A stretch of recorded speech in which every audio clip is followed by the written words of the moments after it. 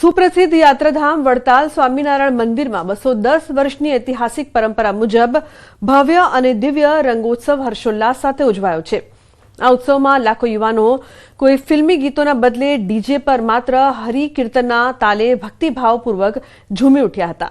ભગવાન સ્વામિનારાયણે 210 વર્ષ પૂર્વે વડતાલમાં 12 બારણાના હિંડોળે ઝૂલીને જે રંગોત્સવ કર્યો હતો તેની સ્મૃતિમાં આ ભવ્યાતિભવ્ય આયોજન કરવામાં આવ્યું હતું। તો હરિકીર્તનના તાલે ભક્તિભાવપૂર્વક ઉજવણી કરવામાં આવી હતી। વડતાલમાં હર્ષોલ્લાસ સાથે ઉજવણી 210 વર્ષની આ ઐતિહાસિક પરંપરા હજુ પણ યથાવત। તો દિવ્ય રંગોત્સવ હર્ષોલ્લાસ સાથે ઉજવાયો હતો।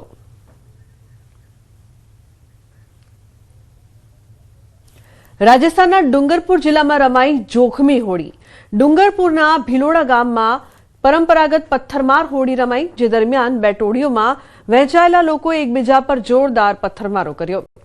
આ ઘટનામાં કુલ 31 લોકો ઇજાગ્રસ્ત થયા છે। તમામ ઘાયલોને તરત જ ભિલોડા CHC ખાતે સારવાર માટે ખસેડવામાં આવ્યા છે, જ્યાં તબીબોની ટીમે સારવાર શરૂ કરી હતી। સદીઓથી ચાલતી આવતી આ પરંપરા દર વર્ષે નિભાવવામાં આવે છે।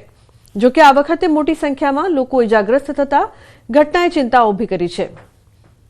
તો જે પ્રકારથી લોકો એકબીજા પર પથ્થરમારો કર્યો હતો અને આ હોળીની ઉજવણી કરી હતી, અહીં આવી પરંપરા વર્ષોથી જોવા મળે છે।